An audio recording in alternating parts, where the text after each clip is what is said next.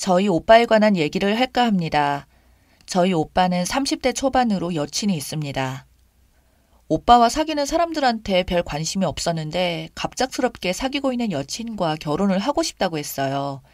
매번 사귀면서 헤어졌다 만났다를 반복했던 탐탁지 않았던 오빠의 여친과 결혼까지 약속했다고 하니까 좀 불안했습니다.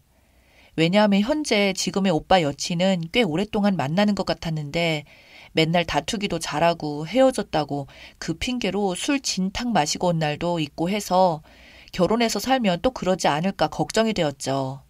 실제로 본 적은 없지만 오빠랑 찍은 사진들을 보면 여자인 내가 봐도 엄청 날씬하고 예쁜 데다가 화려해요.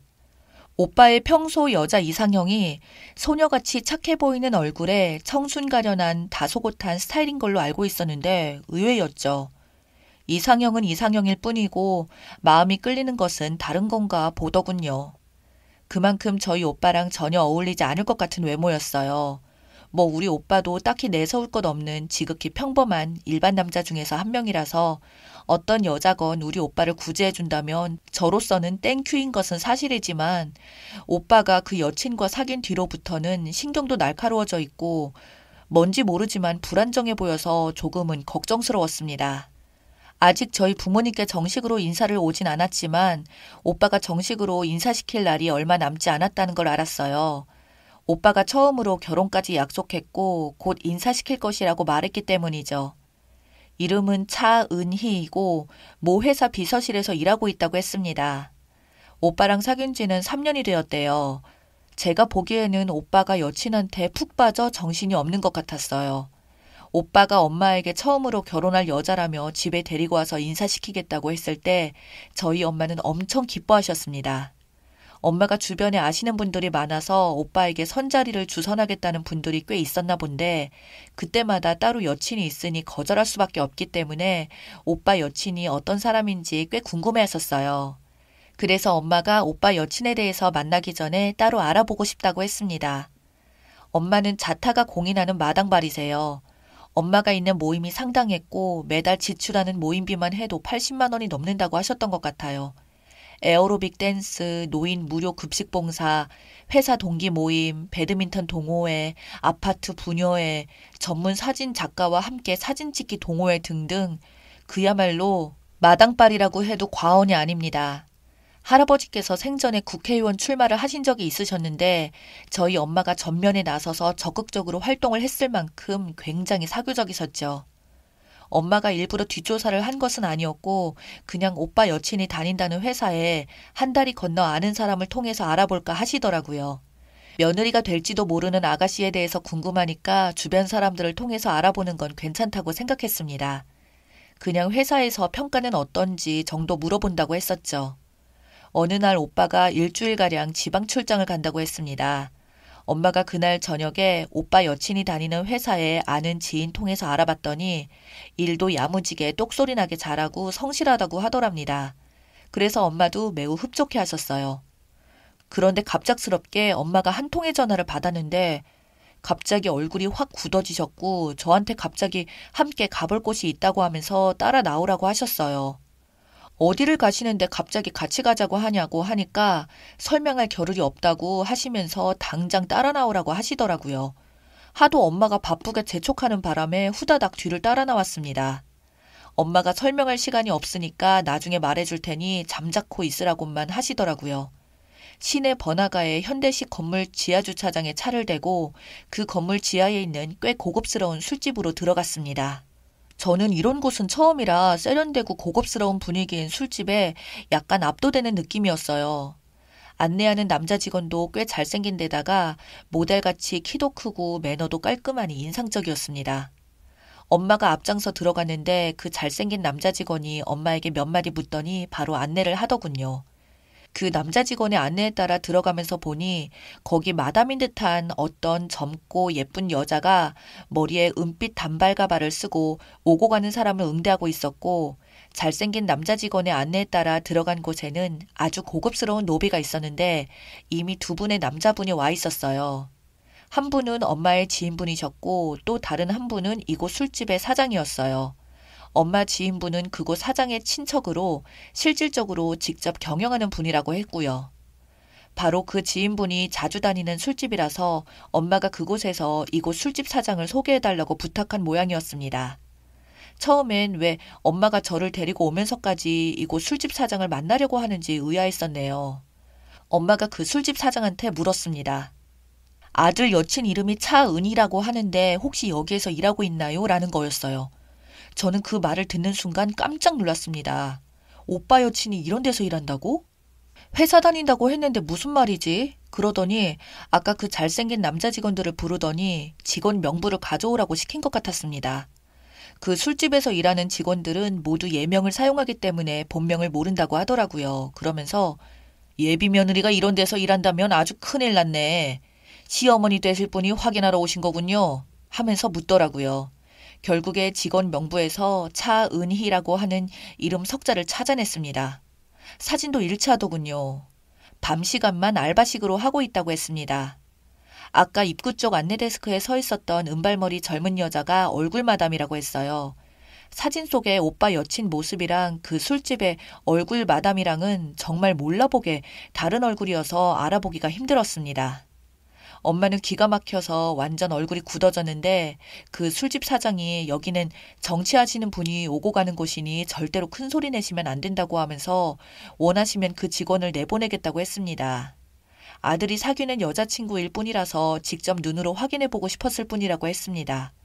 낮에는 회사원으로 밤에는 고급 술집 마담으로 일하고 있었다니 놀라 자빠질 일이었어요. 그리고 엄마의 지인분 앞에서 엄마가 많이 창피해하셨습니다. 아들이 그런 여친을 만나고 있었다니 참 부끄러울 일이었습니다. 엄마가 마담을 잠깐 불러달라 했습니다. 조용히 말 좀 나누겠다고 했더니 그 술집 사장이 불러다 주더군요.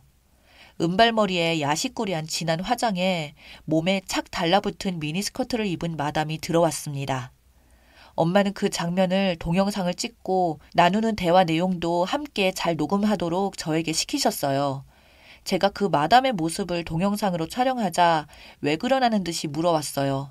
엄마가 먼저 말씀하셨어요. 차은희 씨냐고. 말하자 완전 놀란 표정으로 자기를 어떻게 아느냐고 했어요. 그러자 엄마가 당신 남친의 엄마라고 말하자 굉장히 놀라더라고요. 그리고 아들과 헤어져 달라고 부탁했습니다. 그리고는 그 마담 앞에 놓아두고 TV라면서 엄마 친구분을 잘 접대해드리라고 했습니다. 그리고 엄마 지인분께는 엄마가 술값은 지불할 테니 마담과 맞잔하면서 즐거운 시간 보내시라고 하면서 먼저 가겠다고 말했습니다. 그 장면까지 동영상으로 다 촬영했습니다.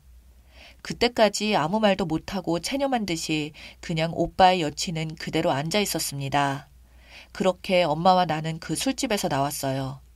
세상에 이렇게 기가 막히는 일도 다 있다면서 엄마는 오빠가 그렇게 오래도록 사귀었으면서 저에게 깜찍하게 이중생활을 하는 걸 설마 몰랐을까 하고 한심스러워했습니다. 그래서 엄마가 지방 출장 가 있는 오빠에게 전화를 했어요.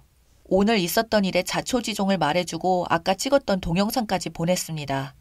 그런데 오빠는 놀랍게도 그 사실을 알고 있었다고 해서 엄마를 더욱 기가 막히게 했죠. 알면서도 결혼할 생각까지 했다는 말인데 엄마한테는 용납이 안 되었던 거죠. 엄마는 기가 막혀서 오빠에게 딱 한마디 하시고 전화를 끊었습니다. 아들아, 네 여친이 마담이란 사실보다도 네가 그 사실을 알고도 결혼까지 할 생각이었다는 게 더 충격이고 실망스러웠다. 라고 하시고는 더 이상 말도 하기 싫다면서 전화를 끊어버리셨습니다. 그대로도 엄마는 오빠한테 정말로 실망을 하셨는지 아는 척하지 않으셨고 말도 건네지 않으셨어요.